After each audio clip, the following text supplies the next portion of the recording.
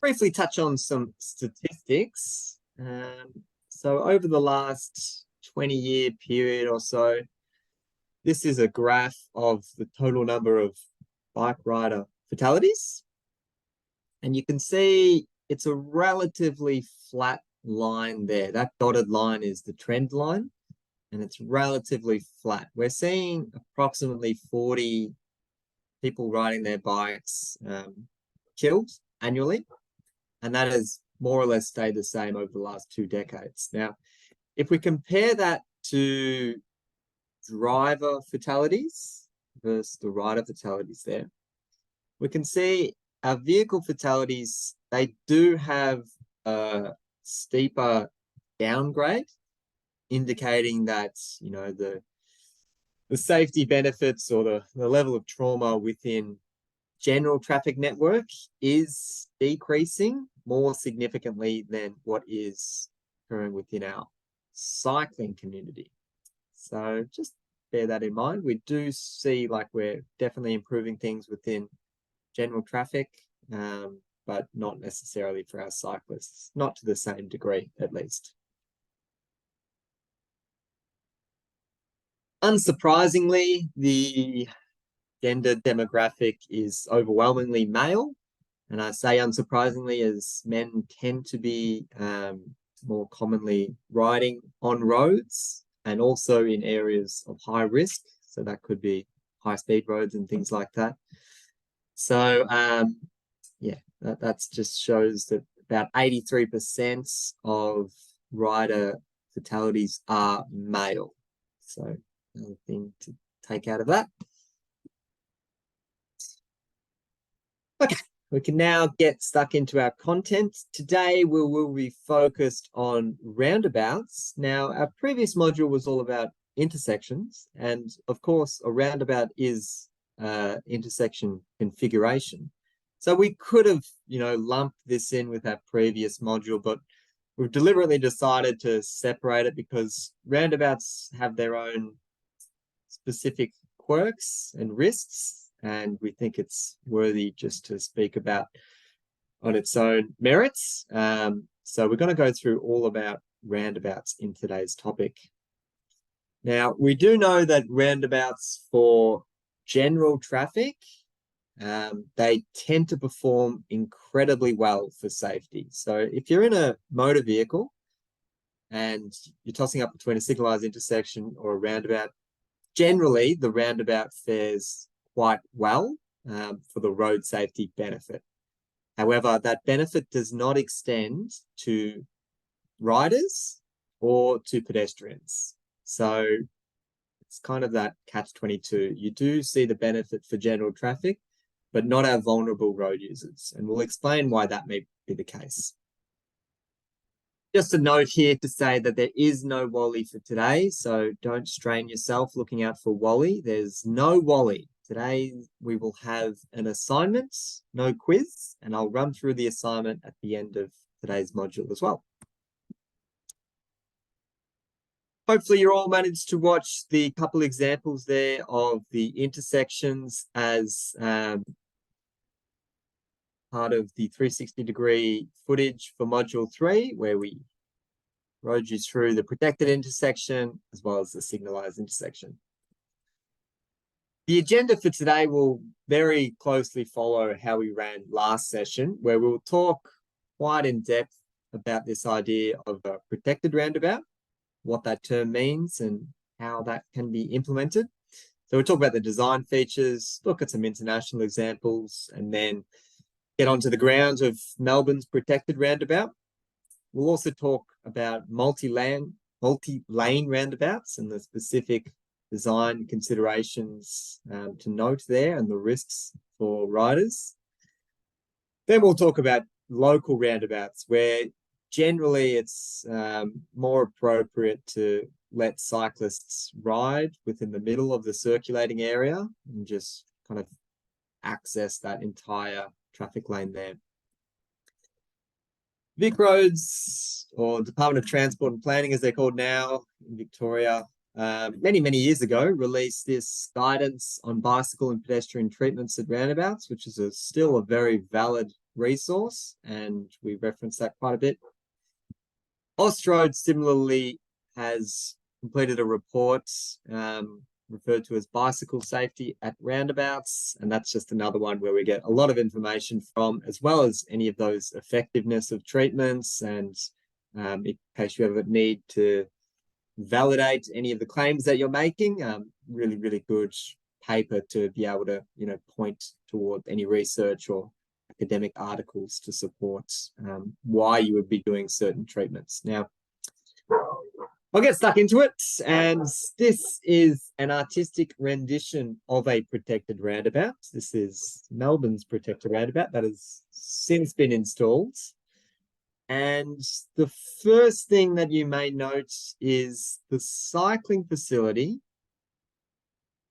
is running adjacent the circulating area. So riders are not being forced to merge in with general traffic within the circulating area. Instead, they've got this separate facility that is extended beyond that area, where they're able to minimize their conflict points and also have them in areas where they're most easily seen. So this is just a general arrangement, but I'll show you some actual examples of what this can look like in the real world. Another thing that I really like about Melbourne's protected roundabouts is all of these conflict points are raised. So we've spoken about that in detail already, but the ability to raise your conflict points is a really, important way to demonstrate safety, because it slows down your vehicles. It awards priority to your vulnerable road users crossing there, so your pedestrians and your riders. And it just makes your vulnerable road users at that location a little bit more visible. They're a bit more seen because they're raised up, they're elevated, they're no longer coming down onto the carriageway level. So really, really strong argument to raise your conflict points, particularly when you're looking at protected roundabouts. Now, I might start today's session with a poll. So Marissa, if you don't mind jumping that up on the screen. And we can see that we've got 3 cyclists illustrated within this figure. We've got cyclist A is in the roundabout. We've got rider B there, and we've got rider C. And the question, the poll is, who do you think is most at risk? Give you 20 seconds or so to have a go at that.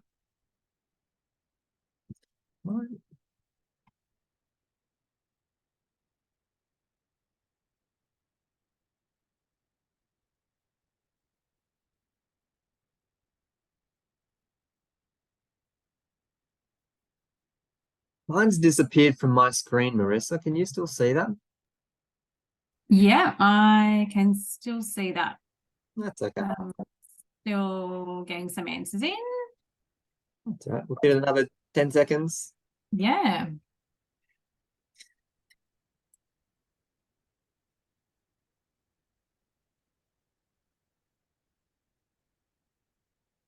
All right. We might just end the poll there, Marissa, and we can share. Okay, it's come back on my screen now. I don't know where it disappeared. Yeah, it just disappeared. So I've got 36% saying cyclist A, 53 for cyclist B, and 10% for the cyclist C. And it's really a reflection to show that, yes, all cyclists or riders within that area are at risk.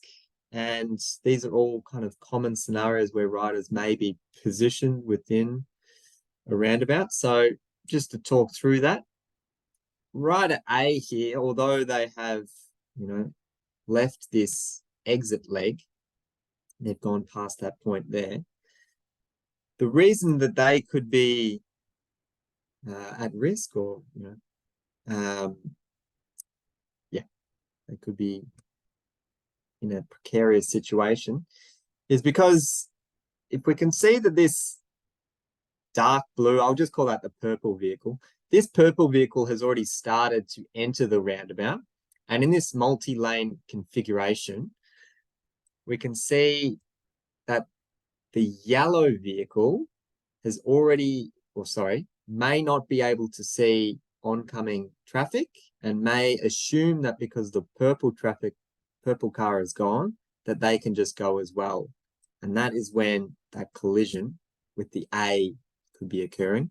So just to reiterate, the yellow vehicle may be looking to the right, they see the other vehicle going, so they just go as well, and then fail to see any riders that could be within the roundabout circulating area. B in particular, I agree that one's pretty significantly at risk. You can see by those lines there, they represent the driver's sight lines, or where they're focused on. And that B is clearly just not within those sight lines. As well as that, you can see the purple vehicle is already entered the roundabout in this scenario, which means unless B is stopped, it looks like there will be a collision there. Finally, our rider C there. So a similar scenario whereby the yellow vehicle could also be entering this, just assuming that the purple is going. The purple could stop at the last minute, but the yellow may not take that cue, and then that's where that collision could occur. It's also very common for that C cyclists, if they were just back a little bit here, to be colliding with a vehicle that is exiting the leg.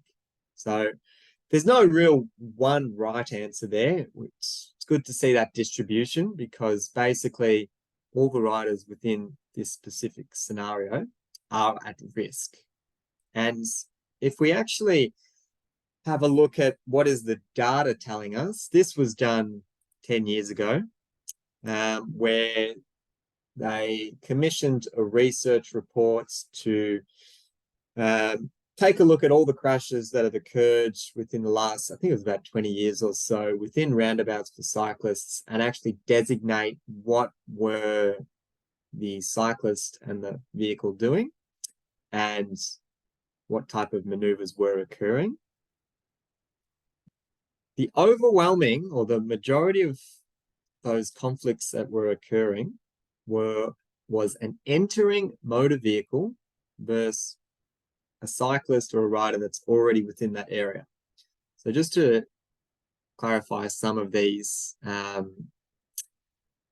figures, the red solid line there is representative of the driver or the vehicle, and the green dotted is the rider. So 68% of crashes within roundabouts can be attributed to that type of crash type. Another really common way that is phrased is that look but don't see. So motor vehicles are at the give-way line and they're looking for other motor vehicles. They're looking for that big cage of metal, and they're not really cognitively processing anyone smaller than that or anything smaller than that. So cyclists, as well as motorcyclists, because they have a much narrower envelope, they don't tend to enter the psyche for motorists that are entering that roundabout. And that is like a well-known psychological phenomenon. You can welcome to Google that or pop that on YouTube. It's quite interesting.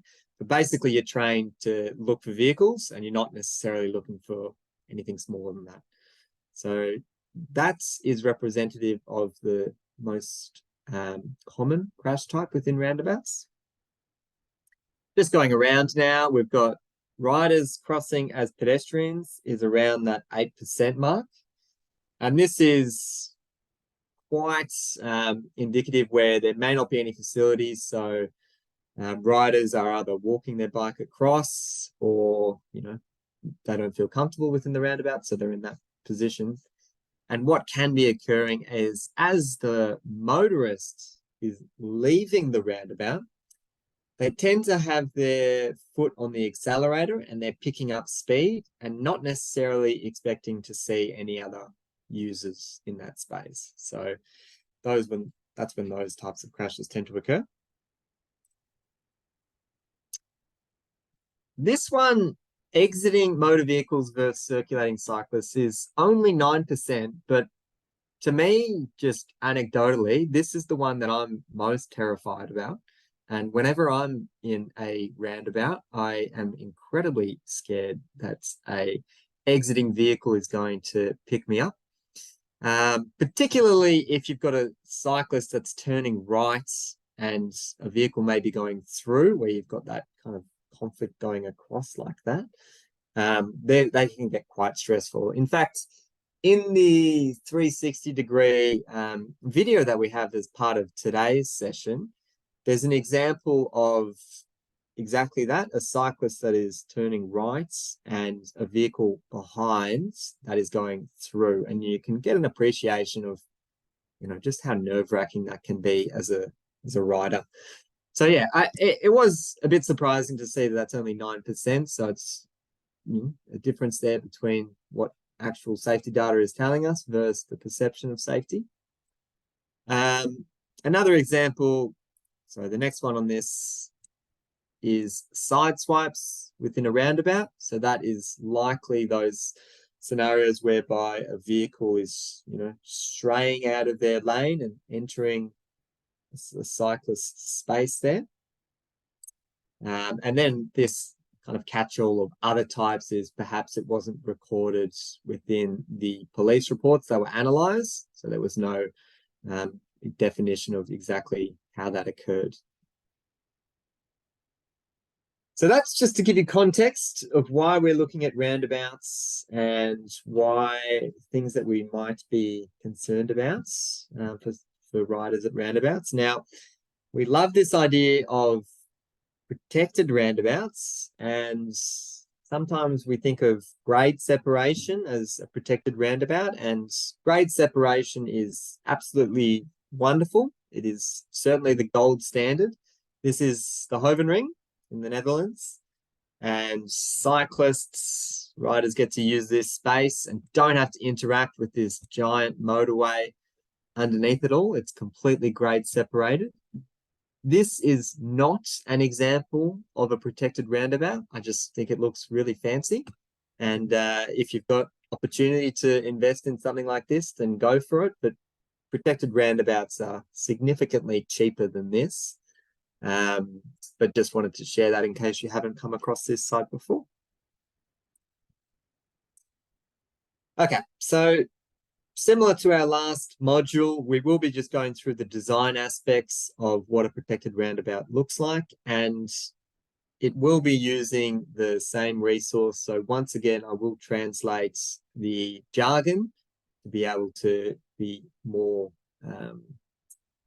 consistent with the terms and phrases that we would use. So what you can see at a general level for protected roundabouts, as I've already mentioned, is we don't have our riders within the circulating area. They are given an off-road or a separated path that runs adjacent that area so that they don't have to interact within that space whatsoever. So that's really the key takeaway from your protected roundabouts, getting your riders away from that circulating area of the roundabout.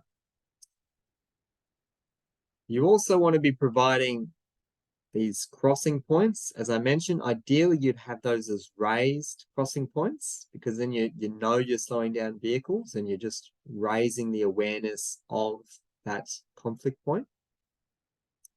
And you want to be articulating your priority, preferably to your riders and also your pedestrians walking across there, so that they just have this one continuous connected journey going through the roundabout and not being forced to slow down and stop at every leg. But we can show what that could look like.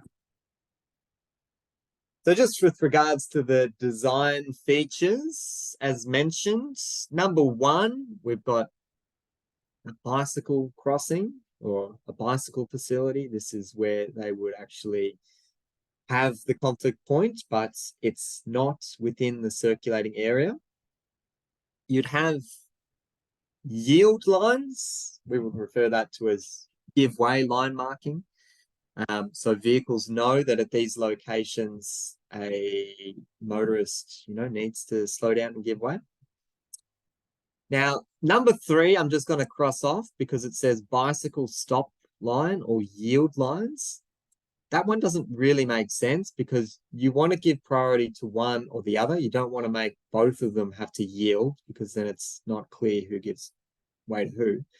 So we'd be recommending that you give priority to your riders and your pedestrians, so making the vehicles yield. The curb radius is just to ensure that there's no really tight curves that your riders are forced to navigate as they're going through this location. So don't need to get too hung up on those details. The channelizing islands, number 5 here. This is basically just providing some separation between the riders and your pedestrians. So it's not just one shared space. So I mentioned that as well with protected intersections. If previously you've got separated facilities, it's generally not good practice to then force them to commingle or share the space at the conflict point. Instead, continue that separation all the way through the roundabout. So that channelizing island is just helping to facilitate that.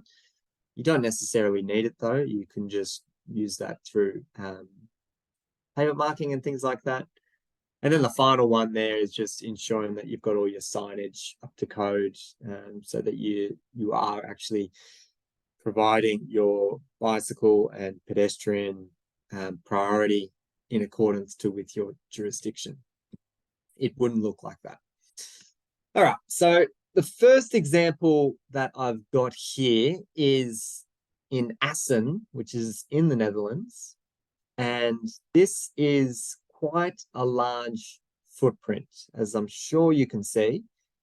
There's quite a lot of area there required to have actually developed and implemented this protected roundabout solution. Now, I'll just show you, there's a few options, I guess, that riders could be doing within this environment. And if I was looking at the bottom left here and say that this rider wanted to turn right, they could take this type of journey, go around in that scenario. These are all actual bi-directional facilities, so riders can travel both directions, meaning that riders could also kind of take this route as well to be able to facilitate that right turn. And if you were driving through this roundabout, the way that this would feel like for you would be, you could be approaching here. You'd have a yield line there where it'd say give way to pedestrians and cyclists. Once it's free and you've got a gap, you would then wait at the hold line for the circulating area. You once again have to wait for a gap. You enter the circulating area and then say you wanted to get out here. It's another opportunity where you have to give way to pedestrians and cyclists. And then once you've got the gap, you continue through. So it is more of that decision making for motor vehicles as they're being forced to yield to our pedestrians and cyclists, both entering and exiting, but it gives that priority and that connected journey for cyclists all the way through. I'll check in with Catherine and Marissa to see if I've missed any questions.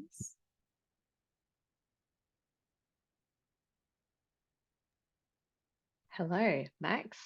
Just a couple of questions around the channelizing island, just on the slide that you were talking through before. Just a couple of questions around what type of treatment could you use there? A semi-mountable curb, is that appropriate? Or is line marking okay for sort of delineating that over physical treatment? Yeah, that's a good point. So we'll give a prize out there. First thing I'll say is if this was raised, then you wouldn't need to worry about any island in addition, because it would just be superfluous. You would just use pavement marking. In this instance, you know, you've kind of used it because it is at the carriageway level, the roadway level. So it's to try and demarcate the two users there. I would certainly be going for semi-mountable, because the other thing you've got to consider is these are a tripping hazard. And for those, you know, with low visibility or no vision, they could present, you know, those tripping hazards. Or if you're in a mobility scooter and you're stuck in between curbs and all these things, it's not necessarily a good outcome. So you tend to use them sparingly. I don't see it as a critical feature to have as part of your roundabout design. Yeah, a good observation though, wasn't it? Very good. Yeah. Good to chat. Thank you. That's all I've got for now. Marissa? No, I'm all good for now. Thank you. Excellent. All right, I'll keep on going. So as I mentioned, this one has got quite a large footprint, and just to show you what this one looks like out on the ground. So you can see quite a bit of space there, and yeah, opportunity for riders to be able to continue their journey all the way through this roundabout without being forced to yield, which is very good for connectivity. Now, this next example, this one is just outside Rotterdam in the Netherlands and much more constrained. So this is more of an urban environment, and you don't have that luxury of just taking up land and building more and more. So we can see the circulating area, which is where vehicles are obviously traveling. And then basically the way that they have designed this is they have just offset that circulating area and created an additional outside ring for cyclists. It's actually really good to have one smooth radius for our riders to use, because it's just a more comfortable experience as opposed to using lots of different turns, as was shown in the first example. Having riders continually having to do different turns and go straight, then turn, go straight, then turn is a little bit uncomfortable. So having this one radius is actually quite a comfortable thing to be doing.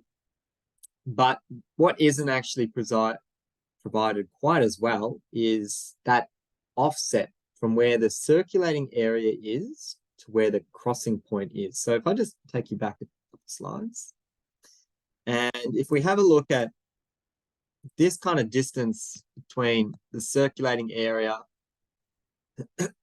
and where the crossing point is, I'll just refer to that as the offset.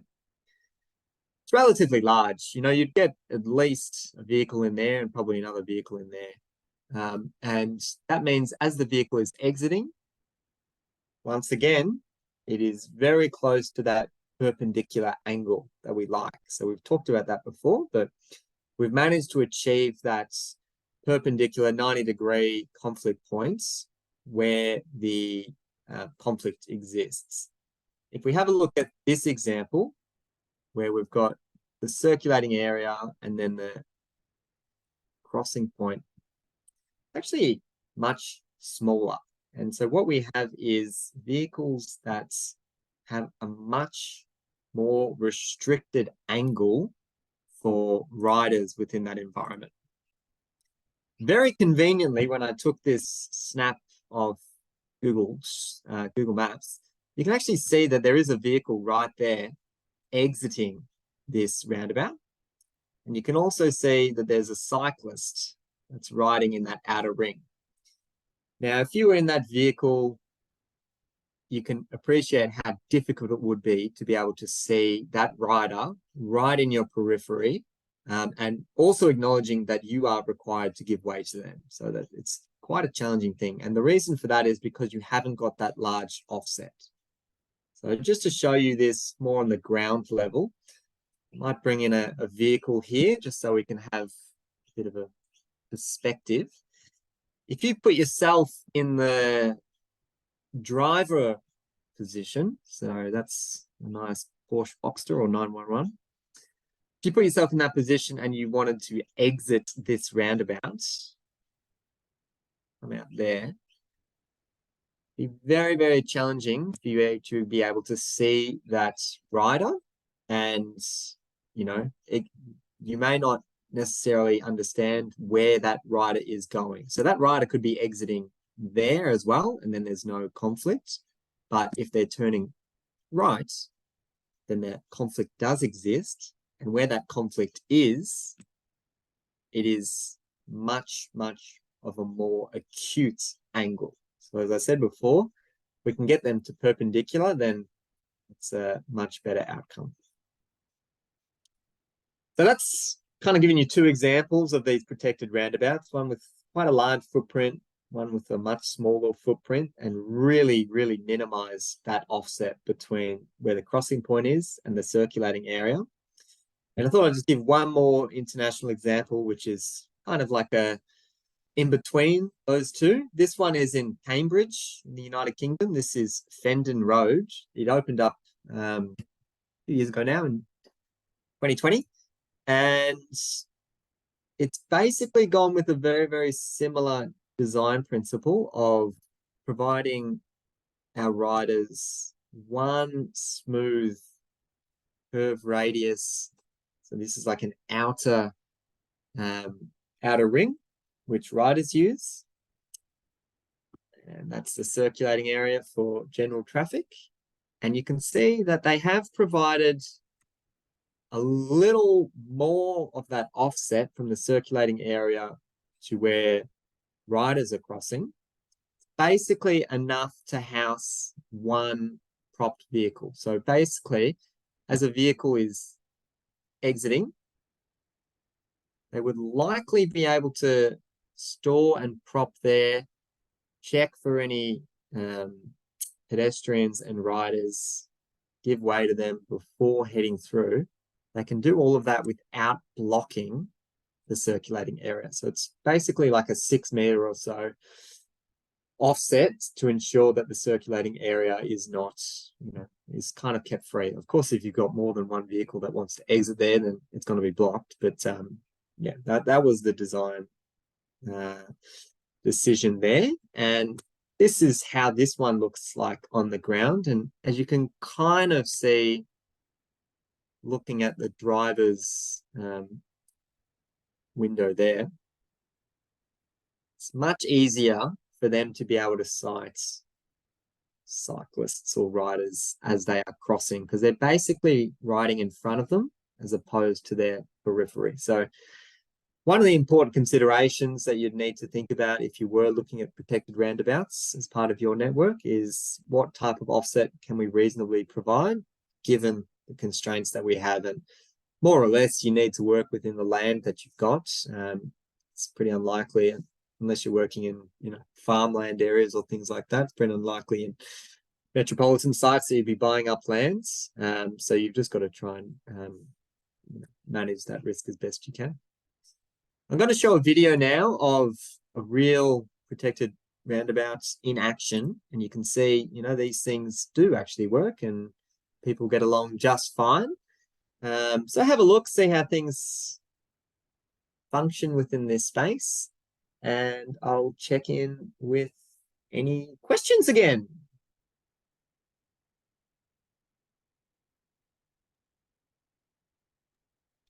Hello, Max. While that is playing, just a question, I guess, around the footprint and being able to implement a design like this. We often don't have the luxury of having such a large footprint to put in facilities like this. So it was just more of a comment. And, you know, I did mention that we will sort of go into some examples with smaller footprints. But yeah, just thought I'd raise that one. Yeah, that's right. You tend to be constrained with whatever your road reserve allows, and there's plenty of sites that wouldn't really be able to facilitate this. But if you're looking at more local streets, then that's probably an opportunity where you could be getting your riders to be within the circulating area and really slowing down vehicles to help facilitate that. Yeah, certainly. And just another question, which is specific to warrants. So, what are the warrants for a protected roundabout relative to traffic volumes and creating potential congestion? A good question. We'll give a prize out there. So, the way that we tend to advocate for new cycling infrastructure is as an industry, we're actually moving away from warrants or moving away from any specific X number of riders per day or X number of pedestrians or this many traffic volumes and things like that, because engineers tend to get really stuck on those figures and then don't necessarily recommend infrastructure that best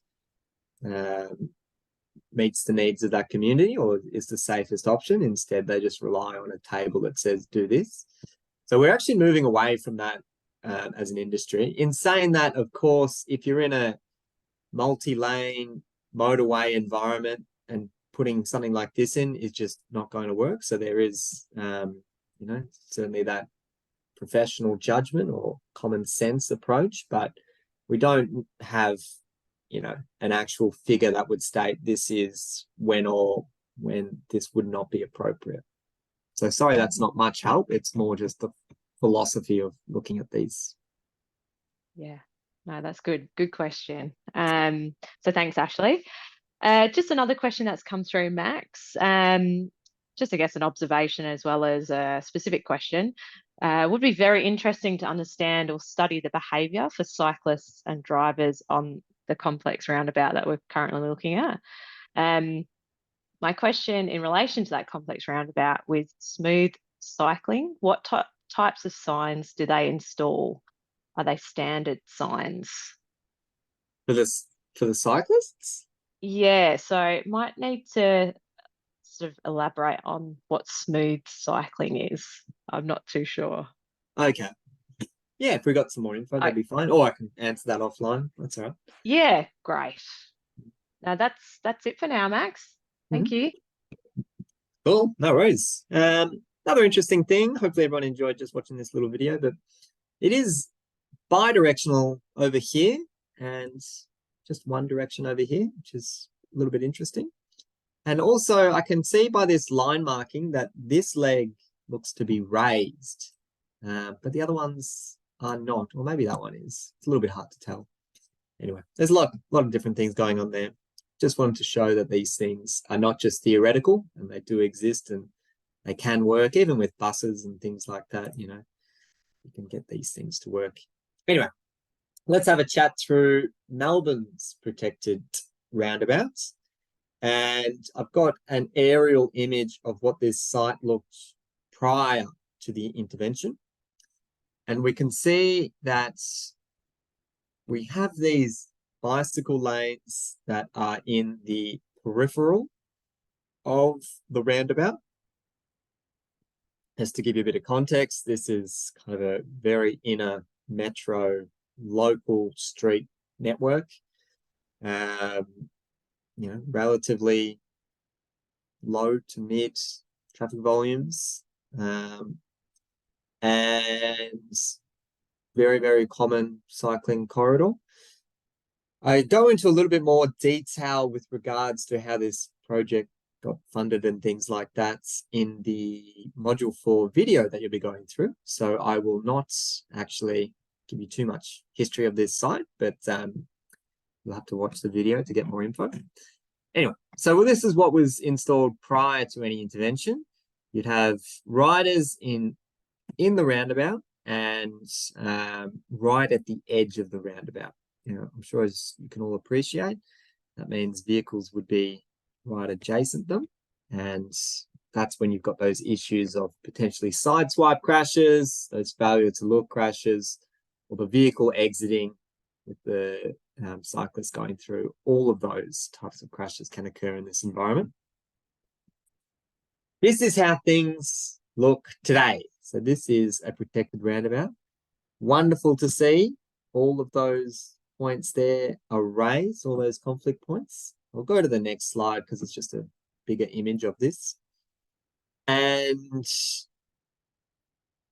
I will throw this one actually open to the group. And I've got a question, so get ready to type your answer within the chat. What do you think the disadvantages are of this type of facility, this type of roundabout for cyclists? So I've talked about all the benefits, you know, you've got clear conflict points and you've got cyclists getting priority. But what do you think of the disadvantages are for riders within this environment, within this type of treatment? I'll give you 20 seconds. There's already some good comments coming through, Max, on the disbenefits. That's good. It's important to have both sides of the coin. Definitely. So we've got takes longer. I think that's yes, that's a good one. Cars queuing across the crossing.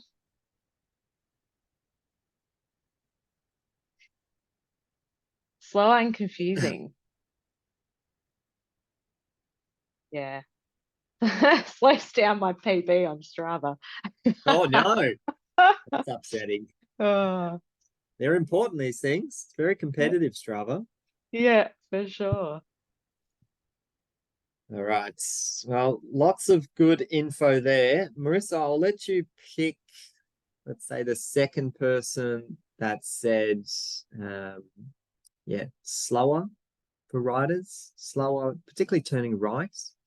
So a rider using the protected facility to turn right would be doing something like that.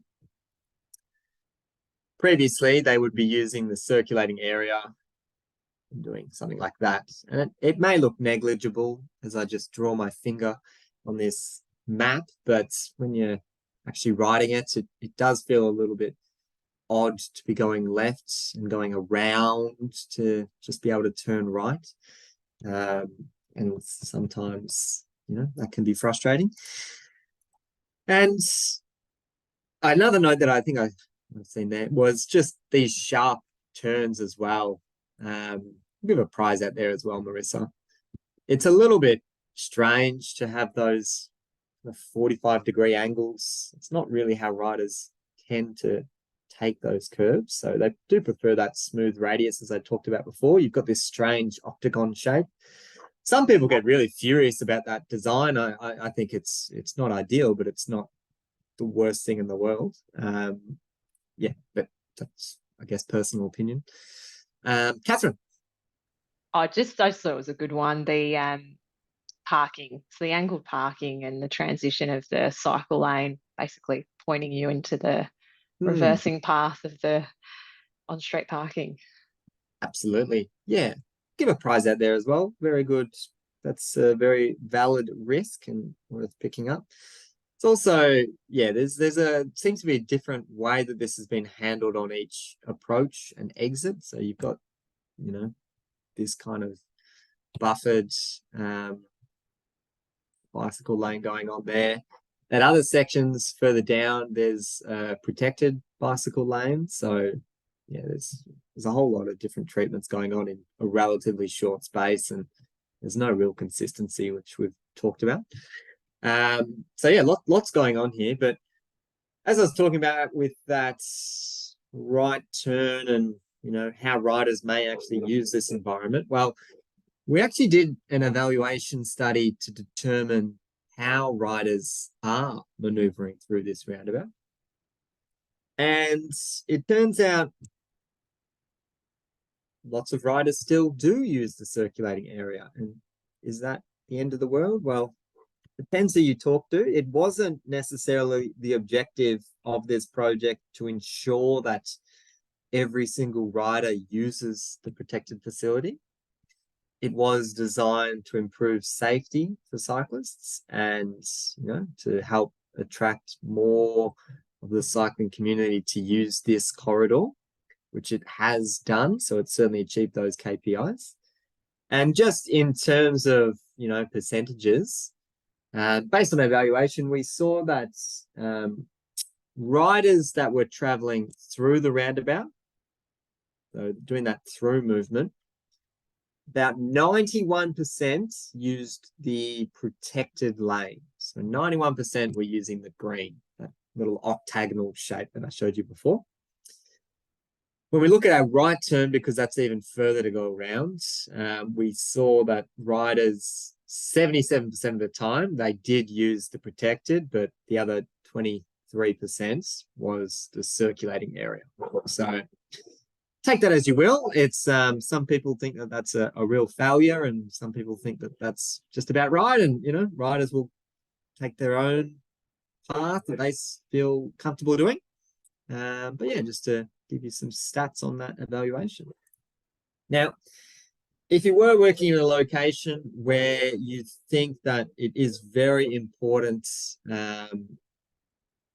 for your riders to actually use the protected facility, well, I just thought I'd show you what this looks like currently, where it's basically a bit of stencils, pavement marking on the ground that just says use bike lane at roundabout.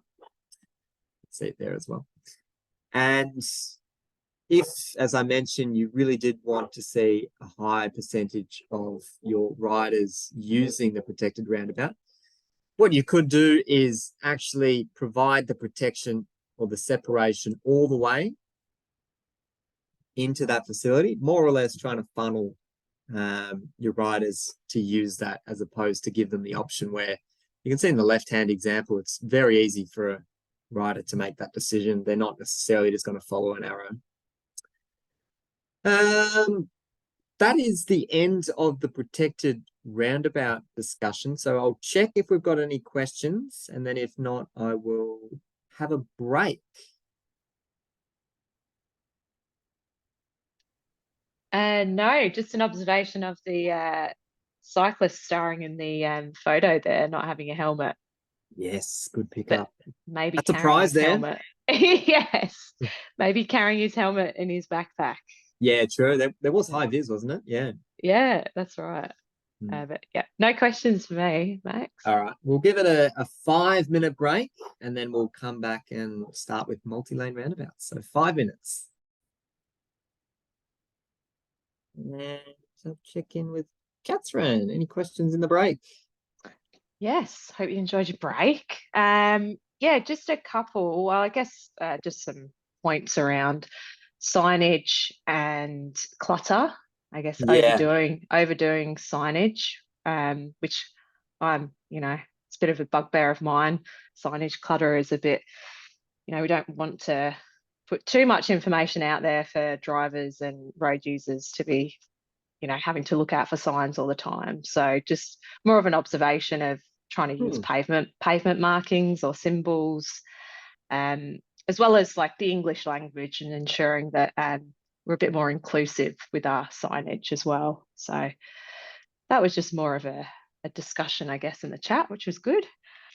And just specific to a legal query, Max. Oh, yeah. If a cyclist got involved in a collision with a vehicle and it was found that the cyclist didn't use a protected bike facility, would the cyclist be at fault / fined? Good. All right. I always get asked legal questions, and I Yes, you always start do. with a caveat that I unfortunately have no legal background, and I shall not be used as any legal reference. But I would say, so that the road rule, there is a road rule that states a cyclist must use a bicycle lane or bicycle facility where reasonable to do so. And if I was a lawyer, I think you could have that little caveat sentence there, a bit open to interpretation. What is reasonable to do so? So would the rider be reasonable to take the circulating area because they saw debris, or they saw slow moving cyclists using the protected facility and they didn't want to interact with them? They thought it was safer to use the circulating area. Could that be argued? I'm sure it could. So I think there is a little bit of haziness around exactly how that could play out in the court system, but That's just my Yeah. 2 cents. We did have actually an example of this where a commuter cyclist was using the on-road traffic lane as opposed to using something that was on an off-road and a shared path. This was like someone that was actually like a training cyclist, not a commuter, sorry, a training cyclist. So reasonable to do so. I think it is reasonable for them to use the traffic lane as opposed to a shared path where they cannot travel faster than 25 kilometers per hour. And if they were, traveling at speed and meandering in between all those other users within that area, I don't think that's a safer outcome. So, anyway, it just depends on how you kind of define that.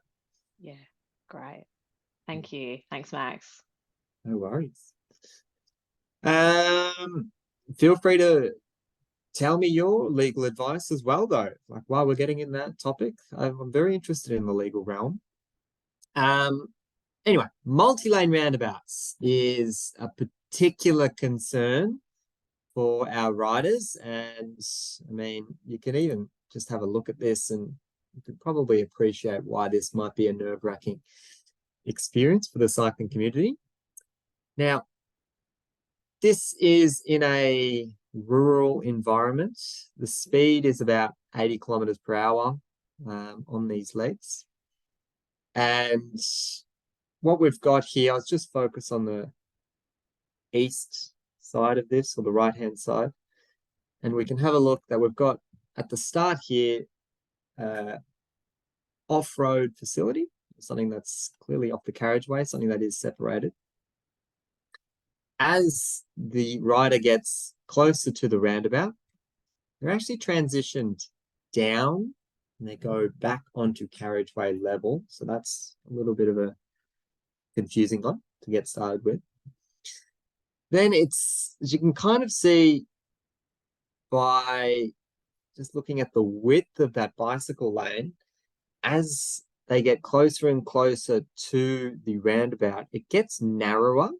And the reason for that is because we've done a bit of a swept path check for vehicles, for general traffic, and they've taken that traffic lane, the edge of the traffic lane, as that's what we need to be demarcating there, not providing a continued width for the cyclist. So that's bugbear number one. Ideally, you'd have a consistent width through there, not narrow there where the pinch point is. Then as they get to the roundabout itself, there is a tiny little bike lane symbolic thing there, just adjacent the splitter islands, and then it continues on like this. Now, all of that is pretty hairy, but where it gets particularly nerve-wracking is if a rider wanted to go right at that location, and they are already in this facility, well, they've got a few options. One is they ride here and they, have to wait, pick a gap, get the gap, and then they can land themselves in this position here, and then turn right quite sharply to go across here. There's no actual curb ramps or anything like that to support this. So this kind of movement is just theoretical and it could happen. I wouldn't expect it's common. Then they would pause here. Once again, no curb ramps, and then continue their journey on like this. So that would be one option for the right turn. In that scenario, they are actually waiting, and so they've got more of an opportunity to see if there is any traffic. So that's at least one of the pros of that scenario. What could also happen, which does happen within this environment, is if you're riding through here, and then turning right like that. Kind of like turning right out of the left lane if you were in a motor vehicle. And that one is incredibly risky. So you've basically got two conflict points there with live traffic. So that could be a through traffic lane collision there, or a through traffic lane collision there. Once again, very difficult if you are on your bicycle in this scenario. and you're making a decision there, I'm going to turn right across these two traffic lanes, you know, you're looking back across your right-hand shoulder, and it's very, very difficult for you to be able to gauge any of the travel speeds or where vehicles are going. Could also be a vehicle coming from this way that you need to be recognizing as well. That could be exiting that and having that conflict point. So that is a really, really just precarious situation. The other way that this cyclist may be turning right is to completely ignore this facility and just go on road to start with, and start in the right turn lane and act as a vehicle. Now, it's 80 kilometers per hour, so we really don't want to be encouraging that. It's far too quick to be supporting on-road cycling. So this is really just an example to illustrate, you know, what has been done in the past and how dangerous that is for our cycling community, and not what we're recommending at all. So I'll show you just an example of what this looks like out on site. You can see that bicycle lane narrowing a little bit clearer from this angle. And for those who may have noticed, there was some traffic signals there going on. Unfortunately, that is not at all for the cyclists. That's just got to do with this boom gate. There's a level rail crossing there. So when the boom gate goes down, it's just to make sure that no one else is turning left, so you don't drive into a train. Nothing to do with the cyclists though. But yeah, just maybe that puts it into perspective. If you're riding in this environment and want to turn right, you know, it's very limited opportunity, and lots of cyclists commonly just put their own faith in their ability, and, you know, they're confident that they can pick that gap, but we shouldn't really be relying on, you know, that kind of behavior, because cyclists and also motorists will make mistakes. So we can't just assume that they will always be picking a gap and making the right call. Now, just to juxtapose that with another example, this one is in Canberra, and it is a very similar environment. It looks like a very similar kind of carriageway configuration here. But the way that the cycling facility is treated is different. So just focusing on the same leg here, we've actually got an on-road bicycle lane that gets moved to an off-road facility. So it's getting kind of transitioned or pushed into an off-road path. This then gets taken away from the circulating area. Right about here, it's a bit difficult to see in that area, but there is a curb ramp and there's a hold rail. So those are those like U-bars, U-bollards, and that is an opportunity where a cyclist can pause, grab the bar, and look for any oncoming traffic, and then pick the gap and then continue.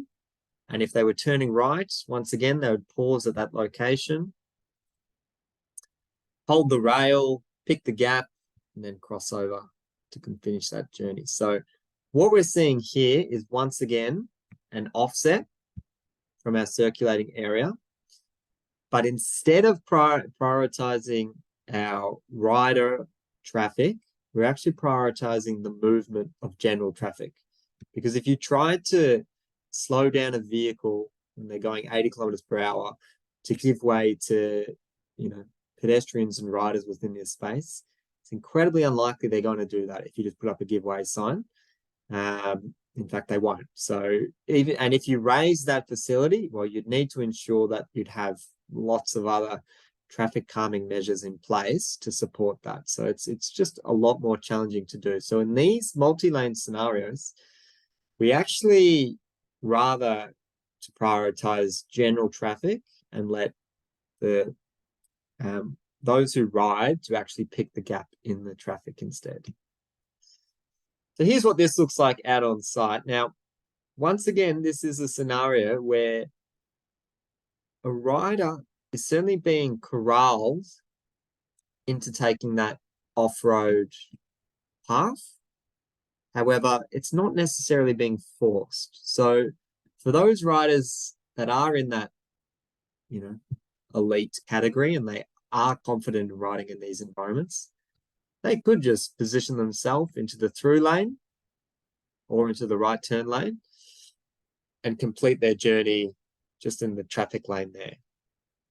This option is there for those that do not feel comfortable doing that and don't want to interact with general traffic there. So I think this is actually quite a reasonable way to approach multi-lane roundabouts. But just really want to reiterate that multi-lane roundabouts are a really, really dangerous scenario for those that ride, and we should be very cognizant of that fact.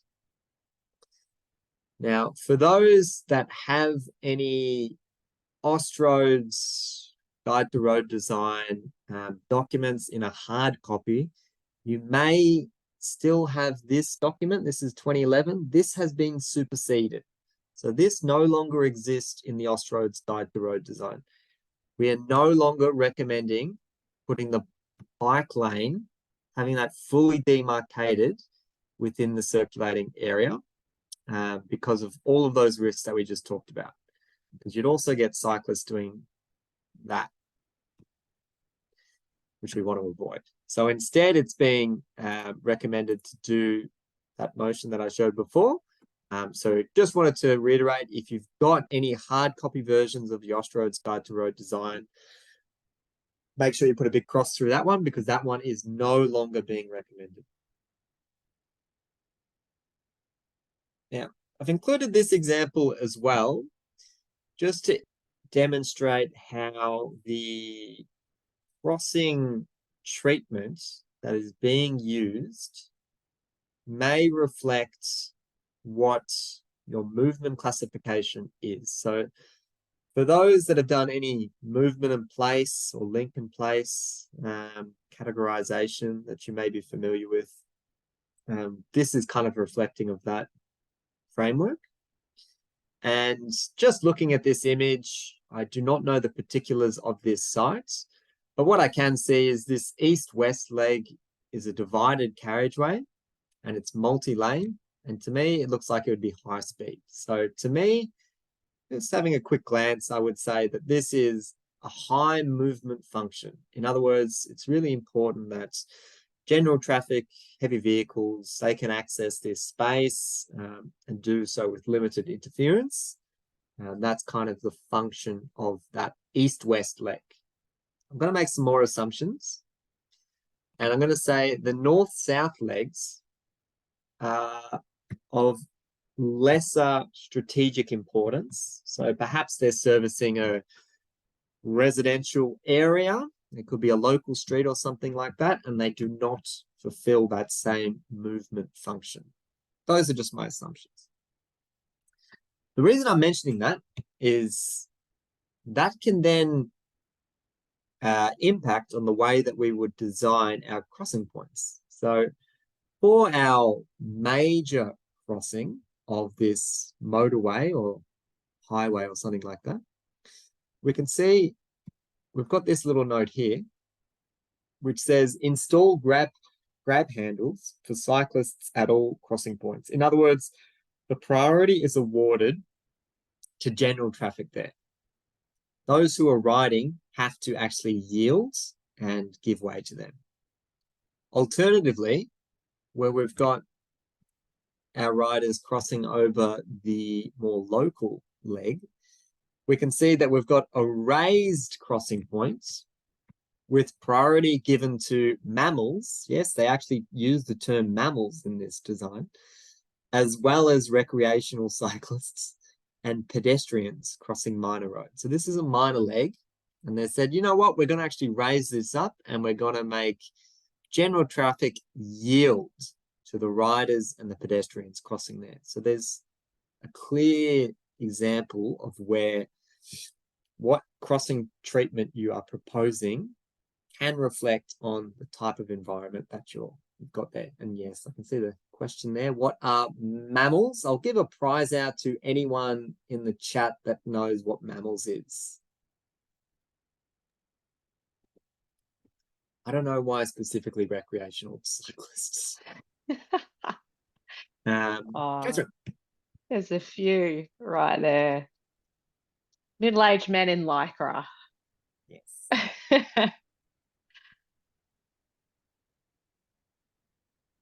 Prize to the first one, you reckon, Max?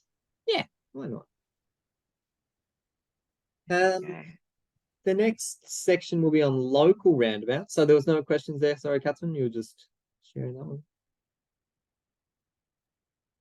Just having a laugh about the mammals, Max. Very good. No dramas. Local roundabouts. Another chance to share your insights with our favorite and last time that we'll get to do this. What's wrong with this photo? And we'll get rid of this cyclist here. If you can pop in the chat what you think is wrong with this photo. And also, if you know where this photo was taken, I'll give you 20 seconds.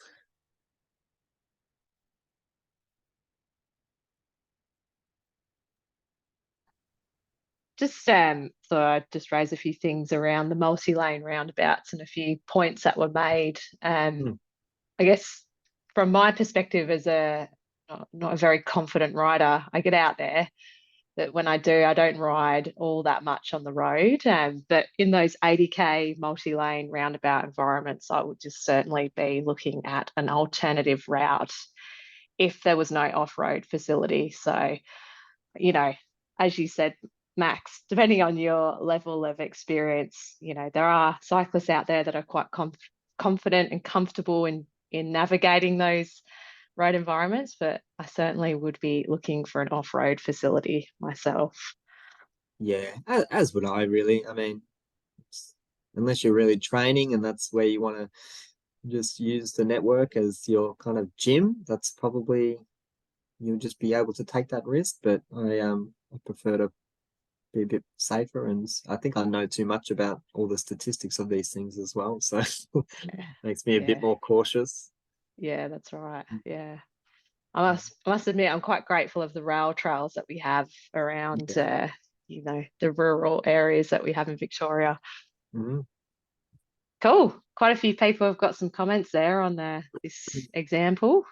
Awesome. So let's give, I've seen it mentioned multiple times now, the third person who said that the bicycle lane just ends approaching the roundabouts, and then there's no facilities at all for cyclists after that, which is not a great approach. Similar to what we saw with our intersections. Unfortunately, it's a very common way to deal with these things.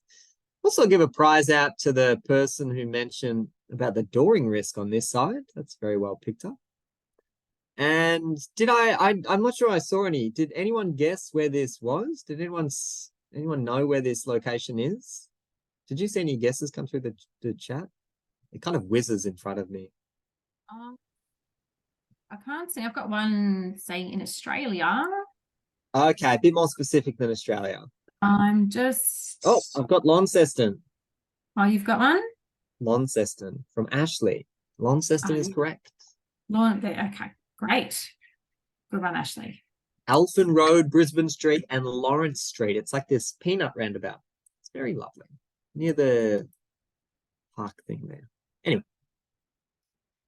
Yeah, what's wrong with this photo? Yeah, certainly just ending the bicycle lane there and having nothing there to approach the roundabout is not a great outcome because you'd leave riders confused. Do they enter the traffic lane and position themselves that way, or are they forced to actually get off the road there? And if they are, then why isn't there like a curb ramp or something to facilitate that transition? So it's really not a good outcome at all. What we do like to see within the local areas, so these scenarios are lower speeds and lower traffic volumes. So think like residential accesses, things like that. Instead, what we kind of promote is the idea of using sharrows. So let's get cyclists aware that they can actually claim the traffic lane. So that's just the visual cue there. That's vehicles, that those who are riding can now claim the traffic lane, and vehicles should also be cognizant of that. So it's placed in the middle of the traffic lane. It's also a really good idea to place them within the circulating area as well. You can place them at each of the entry points. Just to really emphasize that you're not encouraging riders to use the periphery of the roundabout or stick to the curbside. Instead, they can ride right in the middle, just like general traffic, and just take up that space. And certainly when I'm ever riding in these local street environments, I never ever ride in the periphery because it's just such a dangerous scenario to be in. And I do just take up space, and you know, I might be holding up traffic for 3 or 4 seconds, but then I get back into my bicycle lane and they can go past me and the world continues. And I think it's a good message just to be able to share. And we've already talked about the showers there, so I won't go into detail about that. But another thing that we do like to say, that with the use of these sharrows is particularly where you've got the bicycle lane kind of merging into the traffic lane, is to combine them with some local area traffic management treatment. So in this instance, they've used a speed hump. So in case a motorist doesn't see the sharrow or doesn't know what that means or anything like that, this device will physically slow down motorists. So it's a really, really good idea to kind of combine your sharrow treatments with things like speed cushions is a really, really common one. So put your speed cushion down and then your sharrow, or speed humps, or just any other local area traffic management treatments. But the one thing that I would suggest within these environments is to actually place these devices prior to the conflict point, because you really want your motorists to slow down before there is that potential interaction with bike riders. So if you can put that treatment prior to where that conflict point is, you'll be able to slow down the operating speed of vehicles and help to reduce the risk of any collision there. This is just another example of the sharrows being used in a local area here. And this one is just got a slight little arrow there, just to show this is where you should be positioning yourself as well now. Another example of local area management, traffic management treatment being used there, this kind of long hump, to ensure that vehicle speeds are slowing down. Once again, I'd be recommending for that device to be there, and then the conflict point is after that device. But just wanted to show that within the local streets, local road environment, we've got low speeds, low traffic volumes. You know, we are generally okay with bike riders claiming the traffic lane and maintaining that prime position all the way through the roundabout. So not having to ride in the periphery, right in the center.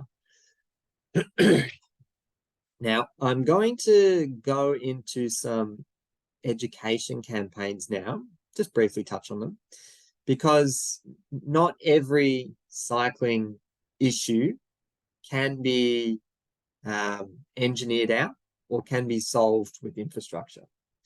And there's lots and lots of feedback that we receive with regards to how vehicles view the cycling community and how can we improve that relationship that, you know, bike riders are people as well, and they're humans and they're vulnerable. So this is just a little segue into, I guess, how other jurisdictions have managed that, and also how the cycling community has responded to those types of things. So first one that I've got here is out of California, which is, just what's a bike month in June that they run. And it's basically just targeted advertising throughout the month of June where they have, you know, billboards and bus stop posters and things like that, just to reiterate to the community that bike riders are vulnerable and that they, you know, are using the transport network legally, and they should be considered as any other person accessing the transport network. Whilst I'm actually running this little education part of this module, we will also just launch a final poll. So this will be the last poll, and then I'll talk through our assignment. So I'll get Marissa to launch the final poll. Another thing that you may have seen a few years ago now was this idea of a Red Cup project. Lots of different countries and cities around the world got involved in this, where cyclists actually placed these red cups on the edge of their bike lane and then came back a few hours later just to see how it fared, and invariably the cups got crushed. And you know, sometimes they put tomatoes or apples or things like in that just to, you know, add to the drama of these images.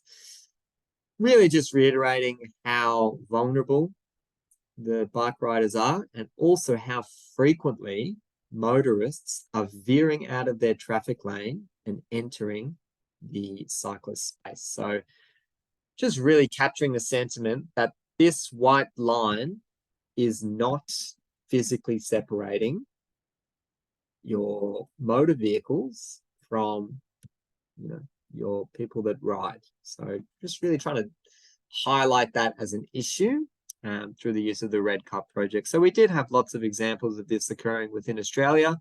We saw it in New Zealand, in parts of Asia as well, and this is within America, I think, this particular site. But yeah, kind of was trending on Twitter a few years ago, and it was quite a good way to get that conversation. This one's just a little bit of fun that I like, which was in New York. A fellow was fed up writing to their council about installing protected bicycle lanes on this particular section on their ride to work. And so this person decided to take matters into their own hands and went to the, you know, local Bunnings warehouse, whatever they call that over there, and just decided to buy up 100 or so of these plungers and just glued them down onto the pavement to create their own little protected bicycle lane, which is pretty innovative. You've got to give them that. They also did little reflected tape here as well, just using some tape, which is very creative. Unfortunately, it was not a successful trial, and it did get ripped out by the council. And to my current knowledge, it has not been implemented as a protected bicycle lane. So it was not a successful campaign, but you've got to admire that vigilantism and that just effort to try and see better in the world. Yeah, unfortunately, it wasn't successful though. The last one I just wanted to mention is this ad out of Scotland. It's 10 years or so ago. And it's this idea of see cyclists, think horse. So you can watch that at the end of today's session as well. You can just click on the link there. It'll take you to that one. And it did actually receive quite a bit of backlash from the community. So it did get taken off the air within a few months. The community were quite upset that this bike rider was not wearing a helmet. That is not a legal requirement within the United Kingdom, within Scotland. However, people were still very upset that there was this ad that was kind of encouraging that. People were also very upset because this rider was not riding close enough to the wonderful bluestone curving there.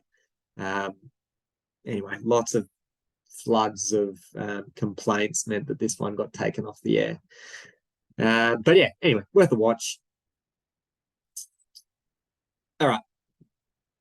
I'm going to spend the next good 20 minutes or so going through what is required now to complete your coursework and ensure that you get your certificate of completion for this course. So we We do allow this extra time, both for questions, so you can keep questions coming in, but also just to really go through in quite a bit of detail what is required next, because there's a few steps involved. So feel free to pop down in the chat if I'm going too fast or you want anything clarified, because now's the time. The first thing is we'll get you to watch the final 360-degree video. You'll be riding through a protected roundabout in Melbourne there, as well as a more conventional roundabout. And this is the example there I spoke of, where it's myself riding in this peripheral area, and then there's a vehicle behind me. So when you're looking at example 2, I just recommend turning the camera kind of behind me so you can see, yeah, just how close that vehicle gets and that kind of uncomfortable feeling. Yep, okay. I'll go into the LMS now and talk through what is required next. So we're up to module 4, roundabouts. We can see the presentation is saved there. The 360-degree video that I just mentioned is saved there as well. And yeah, this LMS seems to have some new branding, which is exciting. So you've got new icons and things. It's the same thing, but it just looks a bit different. There's this document here, which is called Letter to LGA's Template, Cycling Infrastructure Safety Risk. I've already got that document up, but you're welcome to download that one. And then in tasks, there's this module 4 assignment. So I'm going to click on that. And that's going to take me to another Word document as well, called module 4 assignment, Safe Cycling Infrastructure. Now, I've got both of those documents up, so I'm not going to worry about downloading them again. And the first one I'll open up is that module 4 assignment. I'll zoom in so you can read this a little bit clearer. But we'll just go through step by step about what is required as part of this module. So the first step is we want you to select the site that has existing cycling facilities. So what we mean by that is we want you to pick a site, a location that's, convenient for you. We don't mind where it is, just whatever works for you. It could be an on-road bicycle lane. It could be a protected bicycle lane. It could be a shared path, whatever site that has something to do with cycling bicycle lanes, okay? Step 2 is we want you to review BikeSpot and check for any existing community concerns. Now, I'll click on this link, which will take me to BikeSpot. And this is a tool that the Amy Gillett Foundation, in collaboration with the federal government and CrowdSpot, have only activated, I'm going to say 3 weeks ago, maybe 4 weeks ago. And it is real data where people who ride are able to drop pins on areas where they either feel safe or they don't feel safe. So I'm just going to randomly zoom into an area near to where I live, just for a bit of fun. And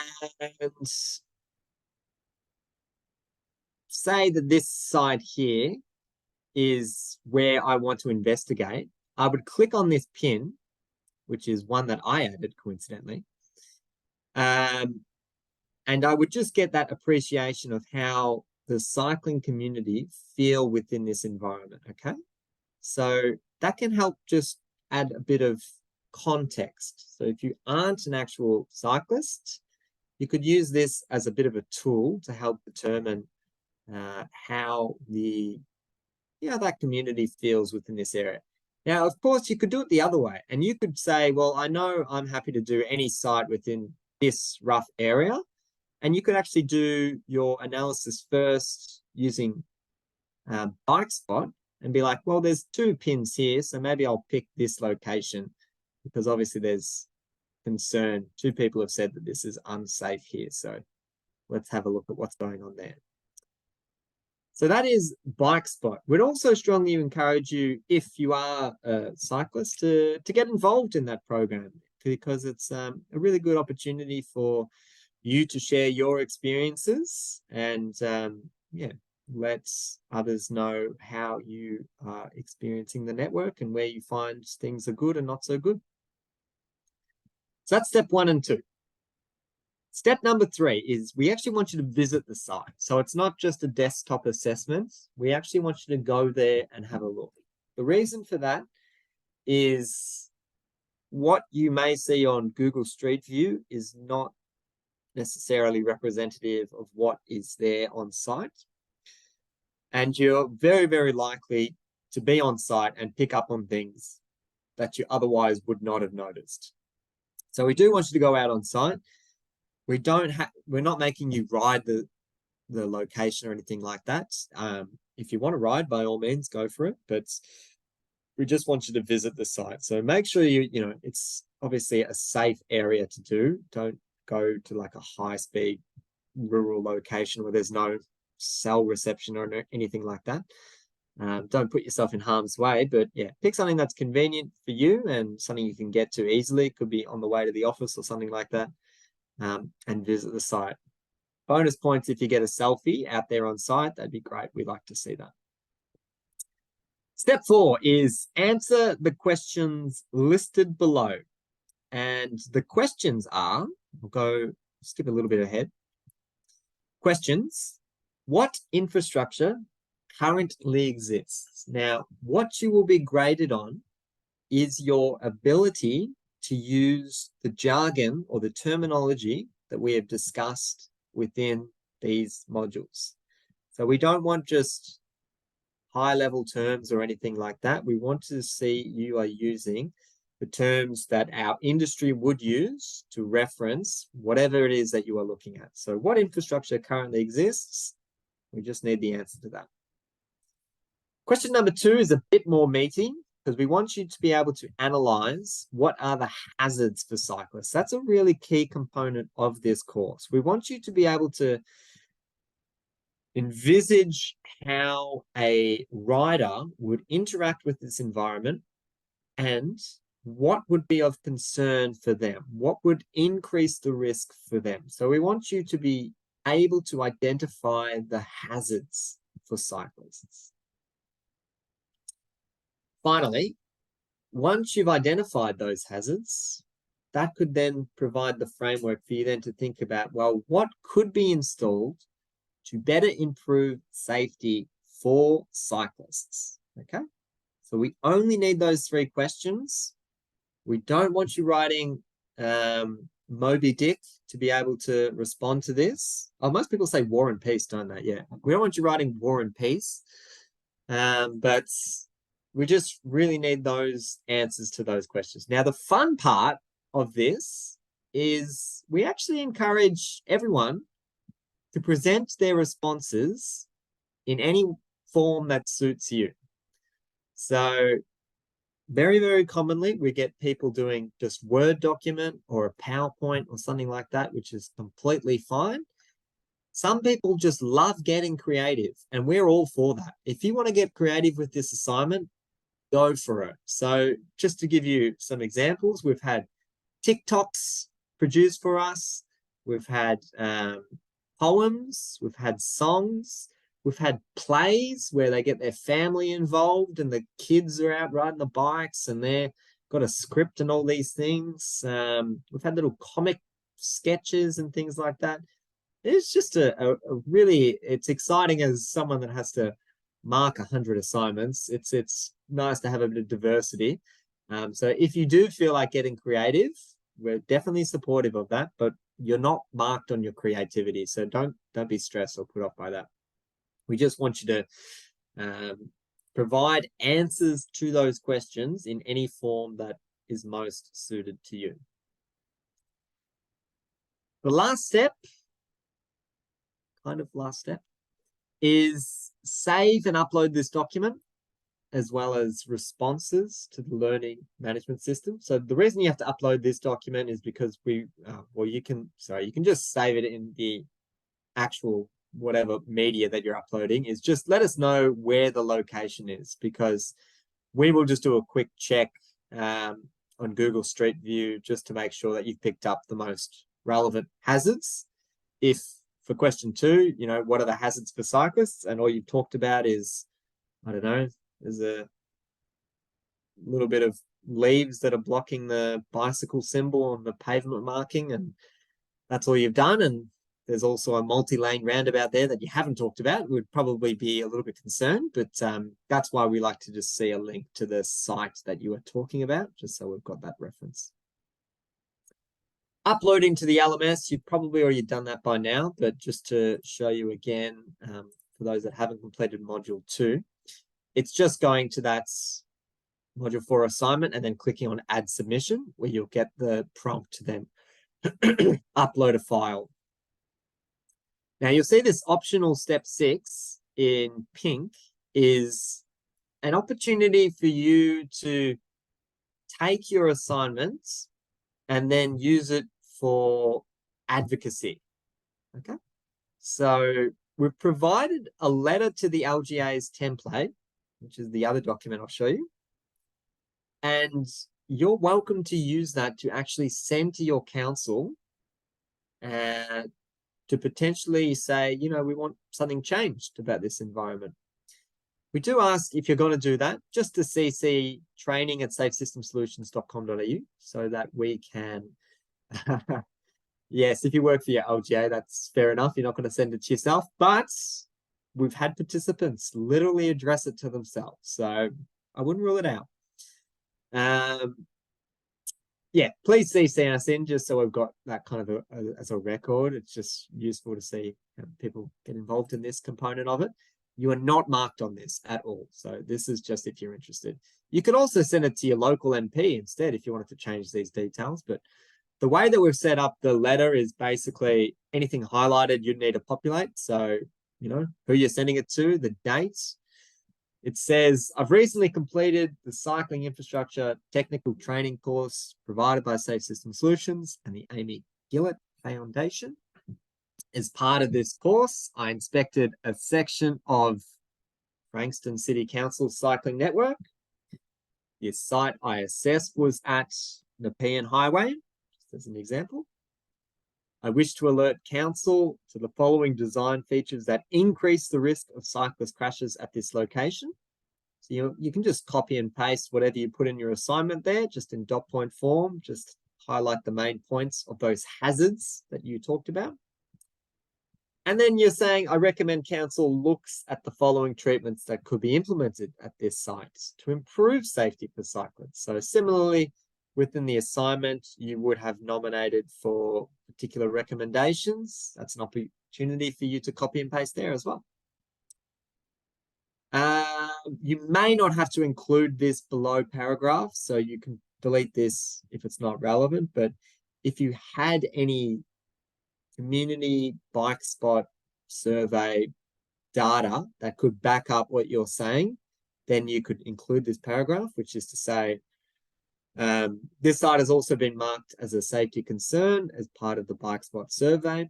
Please find a link to the location to review the community's feedback at this location, and just provide the link there. And then you can sign off on it. Okay.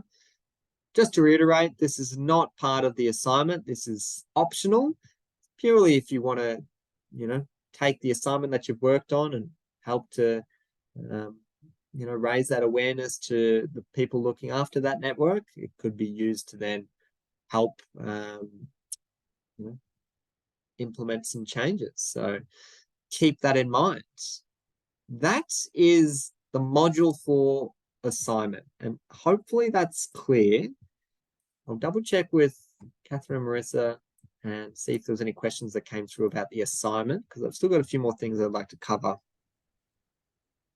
Hey, Max, thank you. That was really good.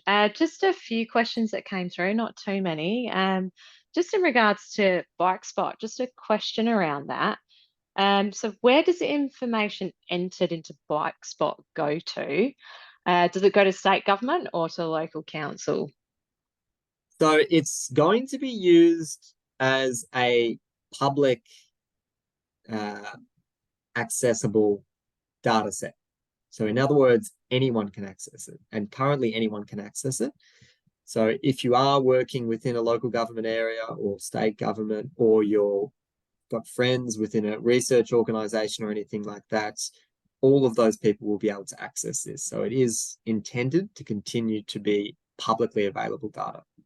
Yeah, fantastic. Thank you. And it's great, isn't it? So It's very good that- jazzy. I have lots yeah. of fun dropping down little pins. It's cool. But within like the first 3 weeks or something, they've got 10,000 pins. Yeah. So it's really Yeah. gone bananas. It's fantastic.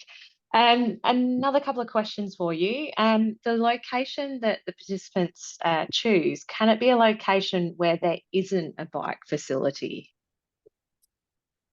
So we would, yeah, we do require an existing facility to be inspected, purely because the first question is, what is this existing facility called? And we're marking you on you using the correct jargon. So if you Yeah. say there's nothing there, then we can't really mark you on that. So yeah, it has to be an existing facility.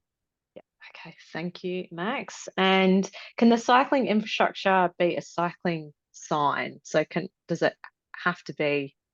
I guess that answers the question, doesn't it? So if there's just a sign there and nothing else. Well, if it says bicycle lane and nothing else, I think that's a pretty cool example. So Yeah. yeah, Okay. why not? Give that a go. Fantastic. Thanks. And I see we've got one more in the Q&A.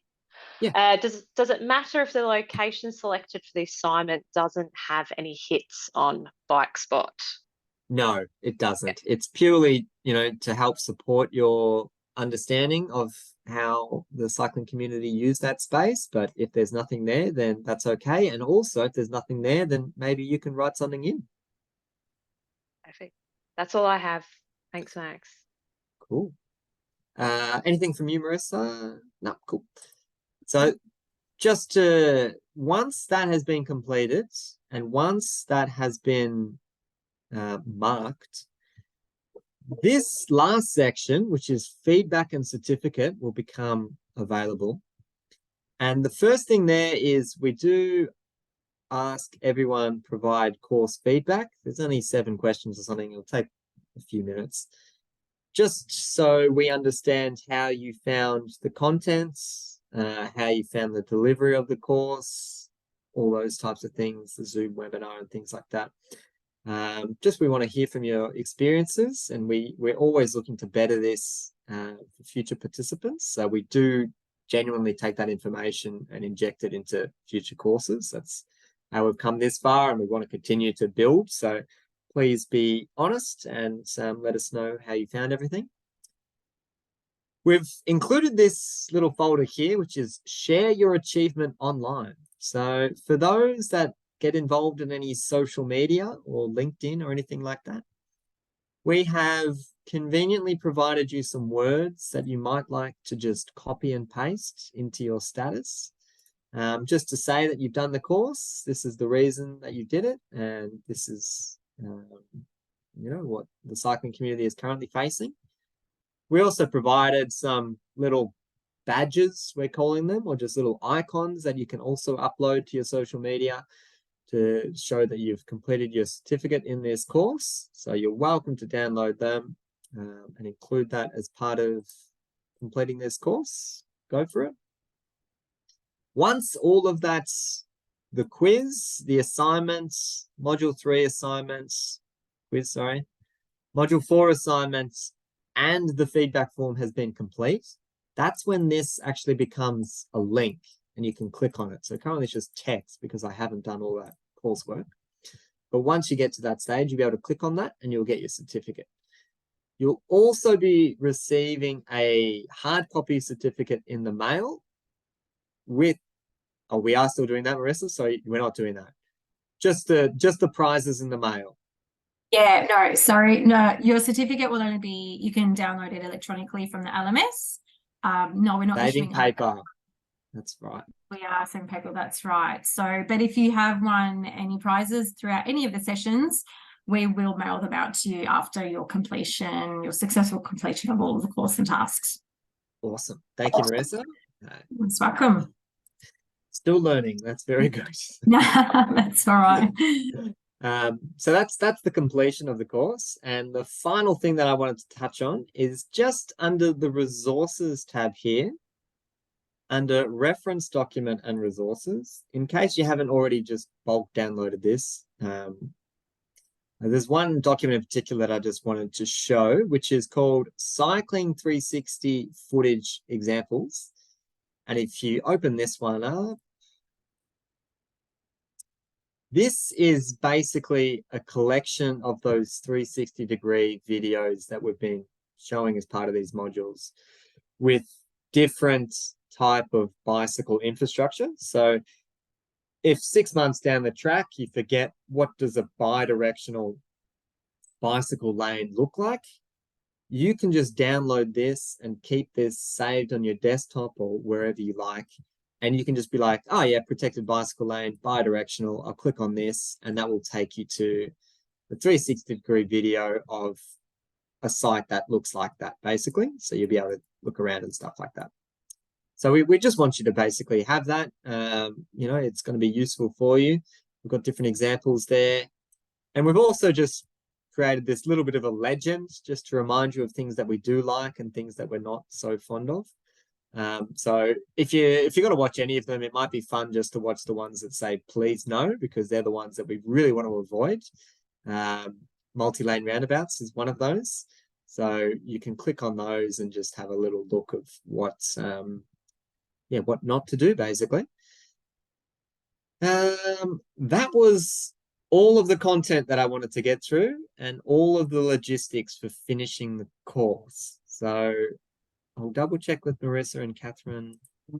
We've just got a question. How many hazards do we need to identify as a minimum for this assignment? There is no minimum. So certainly more than one, but yeah, just what would you identify as hazards within that environment? I think that's all. Yeah. I just saw one from Darren. I have a cycleway in the next street that is an incomplete disaster. Can the assignment be on an incomplete cycleway? Yes, I will say yes. And maybe, it was Darren, sorry, maybe just capture a little bit of the existing that is complete and then capture the site that is, there's nothing, just so you can show that difference. That'd be great. Yeah. Ran out of money by the sounds of it. Yeah. Awesome. There was another question that I saw in the chat, and I only got it in my periphery, and I was going to answer that one. Yeah, but I can answer your question first, Catherine. Oh, it was no, you answer yours because mine's probably slightly off topic. Oh, this one is as well. But there was one with just about the research suggesting that sharrows are not effective. And I also read that from an academic journal. And I was tossing up whether or not to remove the sharrow content from this course. The reason that it is still in there is because over the globe, jurisdictions are still implementing sharrows. They're still seen as a very appropriate way in low speed, low volume roads to be able to manage cyclist safety.